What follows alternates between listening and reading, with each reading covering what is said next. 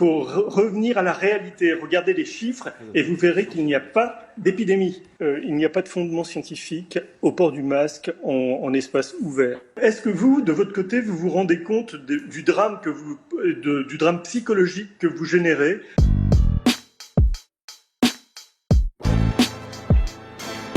Toujours face au virus, on en vient à ce port du masque qui devient obligatoire dans l'ensemble de la ville de Toulouse.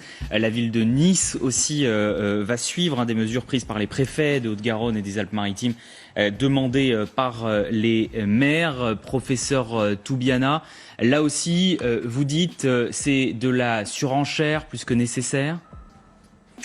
Oui, encore une fois. Il n'y a pas de fondement scientifique au port du masque en espace ouvert.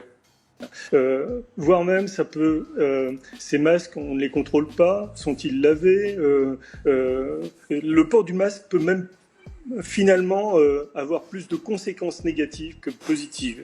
Donc, en espace ouvert, ça me semble complètement ahurissant. Et de la même manière que le confinement généralisé d'une population me paraît complètement délirant, le port du masque en espace ouvert généralisé dans les rues me semble complètement ahurissant et aucun fondement scientifique n'est capable de démontrer une telle mesure. Je suis d'accord avec Monsieur Riant qui a dit que c'était des choix politiques, ce ne sont pas des choix scientifiques. Et effectivement, je suis encore d'accord avec lui. Oui. Professeur Toubiana, juste votre homologue épidémiologiste suisse, Monsieur Flao, disait qu'aujourd'hui le masque était au Covid ce qui était le préservatif pour le sida. Il va si loin en disant que aujourd'hui c'est un outil essentiel dans la lutte contre l'épidémie de coronavirus.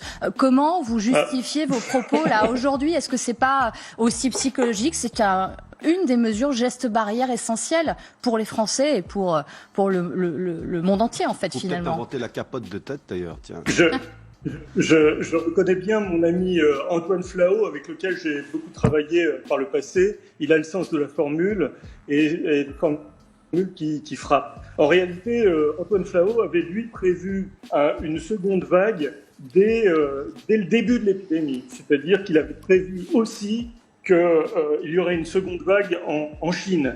Pour l'instant, vous voyez, les prévisions d'Antoine Flao sont elles aussi à mettre en doute. Bon, merci beaucoup, professeur Toubiana, d'avoir été avec nous sur ce plateau. Des propos évidemment qui font réagir. Quand on entend que le port du masque serait plus néfaste que bénéfique, a priori, ça interroge. C'est un discours pour le moins minoritaire. En fait, moi, je m'interroge clairement sur la stratégie du professeur Toubiana. Est-ce que c'est de la concurrence vis-à-vis de professeur Didier Raoult qu'on réentend dans les médias ? Est-ce que c'est une volonté d'exister ?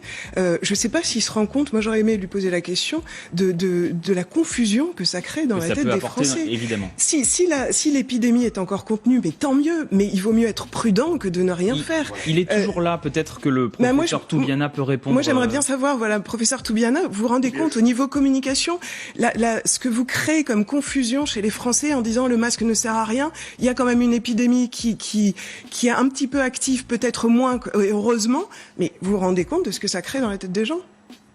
Mais pourquoi est-ce que vous, de votre côté, vous vous rendez compte du drame du drame psychologique que vous générez ? Pourquoi faudrait-il n'entendre qu'une seule voix ? En réalité, les chiffres... Mais c'est mieux quand la voix est à peu près homogène, quand elle vient du scientifique. Vous savez, les scientifiques, ce n'est pas une démocratie. C'est pas parce que tout le monde dit la même chose qu'ils ont raison. La science, c'est autre chose. Il faut revenir à la réalité. Regardez les chiffres et vous verrez qu'il n'y a pas d'épidémie à l'heure actuelle. Il y a des gens porteurs d'un virus, ils ne sont pas malades. Une épidémie sans malade, je ne sais pas ce que c'est.